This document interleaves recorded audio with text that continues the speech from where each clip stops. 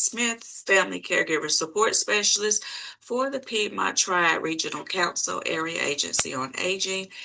And we are going to go over the state fiscal year 2026 request for proposal. And I will begin with saying that all of the allocations projected for FCSP 26 are preliminary allocations. They are projected numbers. The Family Caregiver Support Program allocations for state fiscal year 2026 will be determined at the start of the contracting process and may require a budget revision. So these are projected allocations. Use the information on this checklist and appendices A and B to complete the Family Caregiver Support Program request for proposal.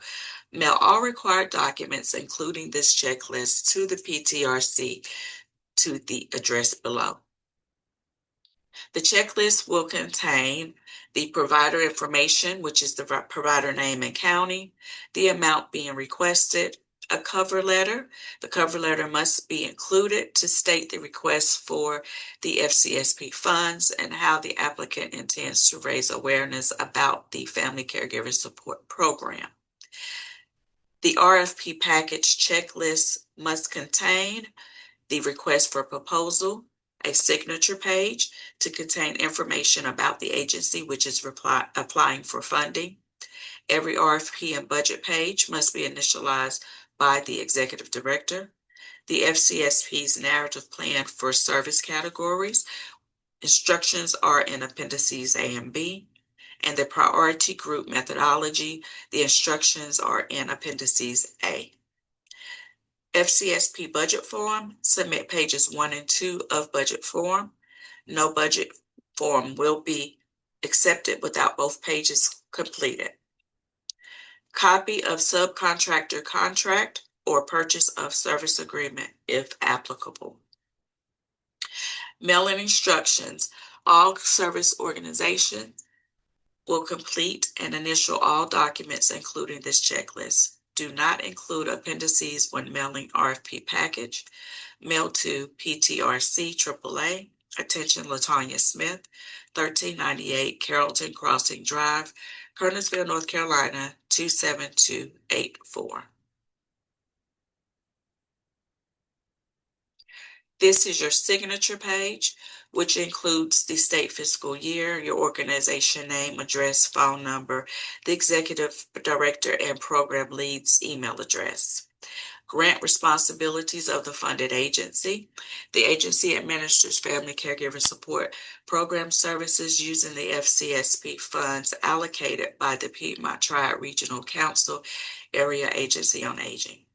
Quarterly, the agency collaborates with the PTRC and attends the regional FCSP partner scheduled meetings, including conference calls and in-person meetings.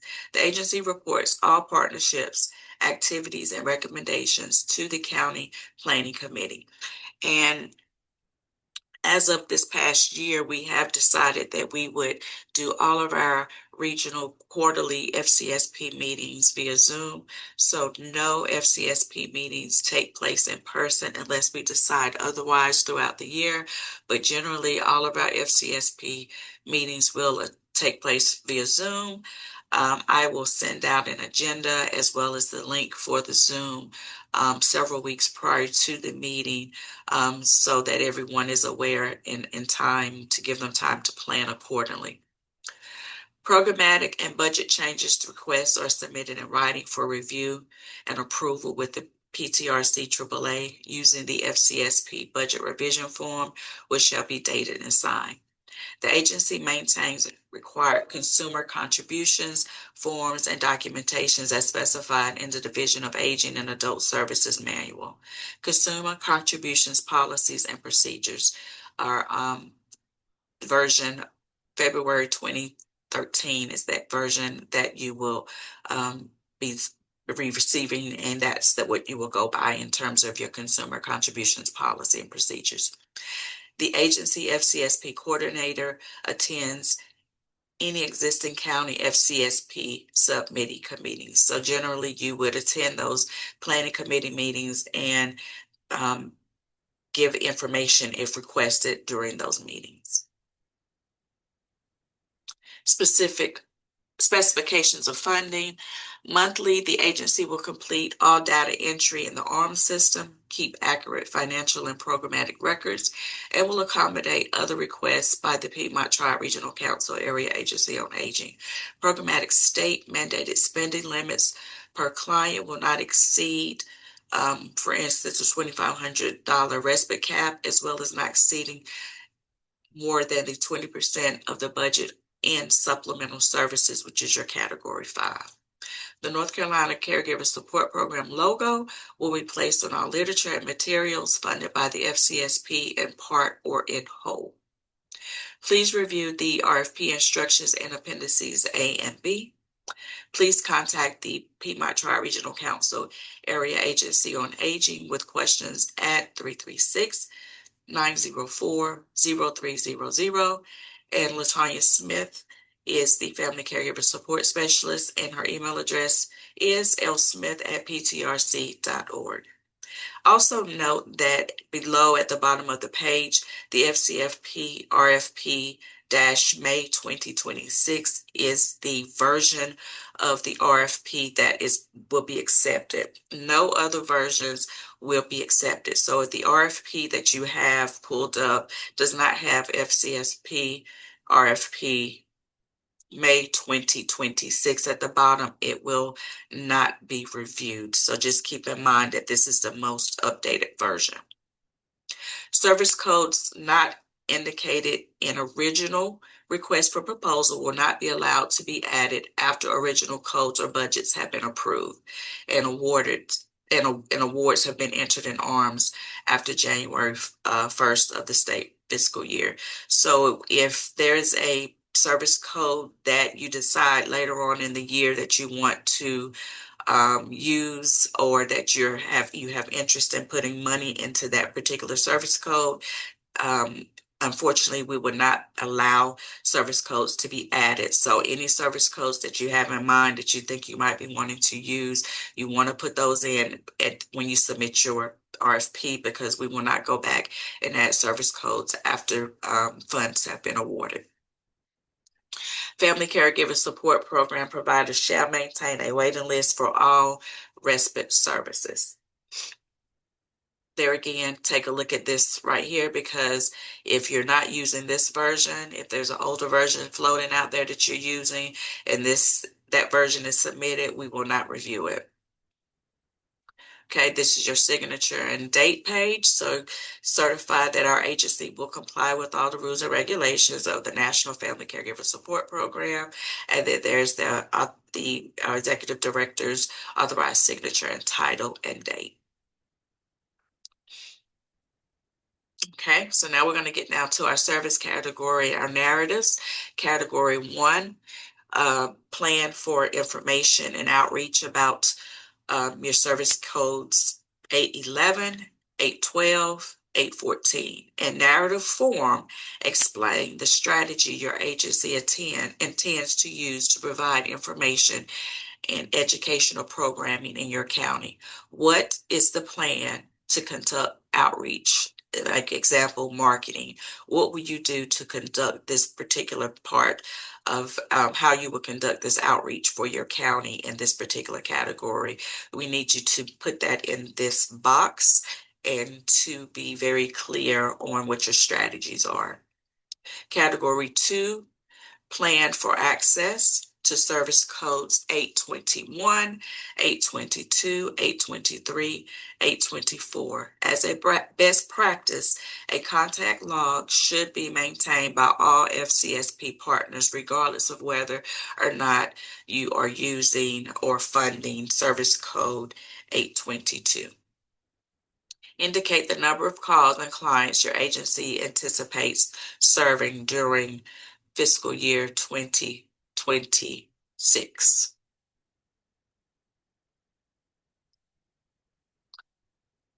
(822) information and assistance.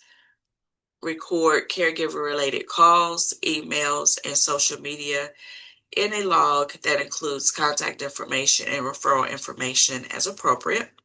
Service Code 823, Caregiver Resource Consultation. Caregivers receiving Category 4 or 5 services will receive an assessment addressing their individualized needs. Clients are expected to be active in the development of their service plan, and it should be designed to best meet their needs. This code has been changed from care management, and it should be used to manage clients receiving categories 4 or 5 services. This is not a long-term service. Service Code 824, develop caregiver emergency preparedness plan, strategizing with caregiver to plan long-term, identify backup supports and resources in the event of an acute incident or natural disaster. Category 3, action plan for caregiver counseling, support groups, training, service codes 831, 832, 833, and 835. Agency must provide a combination of support groups, evidence-based programs like Powerful Tools for Caregivers, and or educational classes such as the use of the TrueAlter Caregiver Education Learning Platform. Provide your agency's plan to deliver a combination of these services in narrative form. Be sure to include the anticipated number of classes for evidence-based programs, education programs, and the type of frequency of support groups. If Service Code 835, which is your caregiver training program, is used, one offering must include disease-specific education sessions, evidence-based programs, powerful tools for caregiving, building better caregivers, etc. Note that all service codes for 835 are a series-based training session. Category 4, plan for respite, service codes 841, 842, 843, 846, 847, and 848. Category codes that will not be offered to caregivers should be left blank. Ensure all contracted agencies that will be providing respite services are listed in the service agencies column. Agencies providing respite must coordinate with the project care and serve as a liaison for lifespan respite. In order to be eligible for respite service through FCSP, the care recipient must meet the definition of frail as specified by the Older Americans Act. Your 841 is your community and program administration. 842 is the in-home respite hourly. 843 is your community respite hourly, and 846 is the residential facility respite hourly. 847 is your older relatives caregiver day respite hourly, and 848 is the older relatives caregivers hourly respite. Please document any respite policies that your agency may have, including internal respite caps or one-time respite limits for caregivers, as well as project care coordination. It is recommended that all vouchers have an expiration date of 60 days or less. Category 5, plan for supplemental services. Those service codes include 851, 853, 854, 855, 856, 857, 859, 860, 861, and 863. For this category, the care recipient must meet the definition of frail as specified by the Older Americans Act. No more than 20% of the budget can be for supplemental services. As a best practice, agencies should provide at least one Category 5 service. Overall budget cannot exceed 20% for Category 5 services. Category codes that will not be offered to caregivers should be left blank.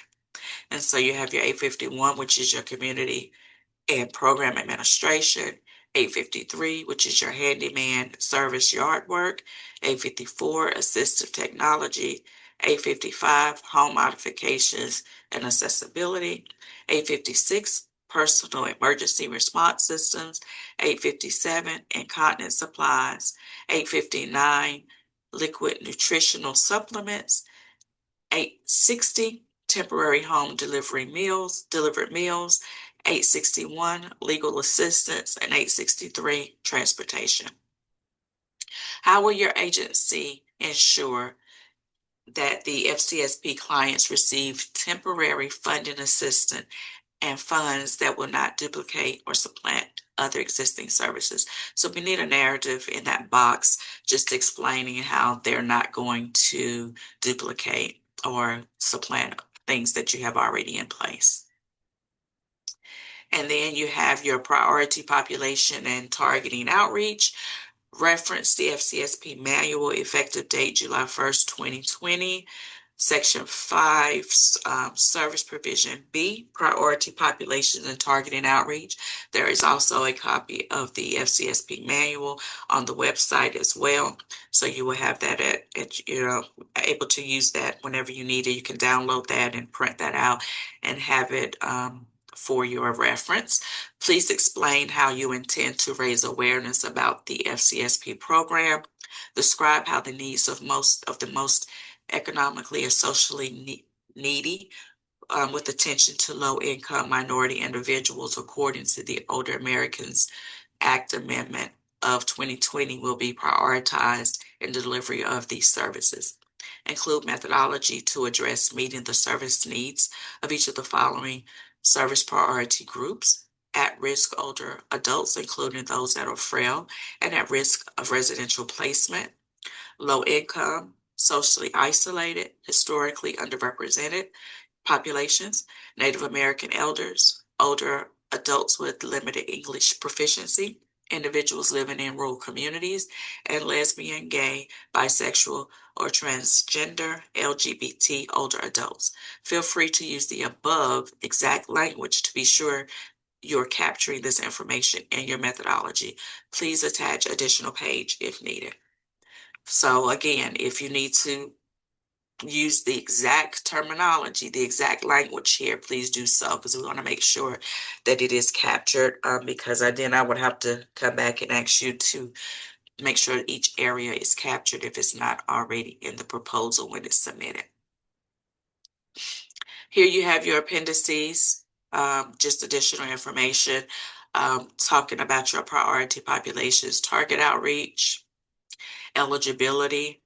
All this information as well as in your FCSP manual.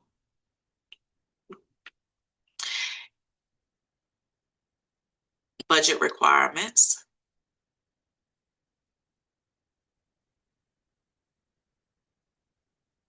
And then your service categories.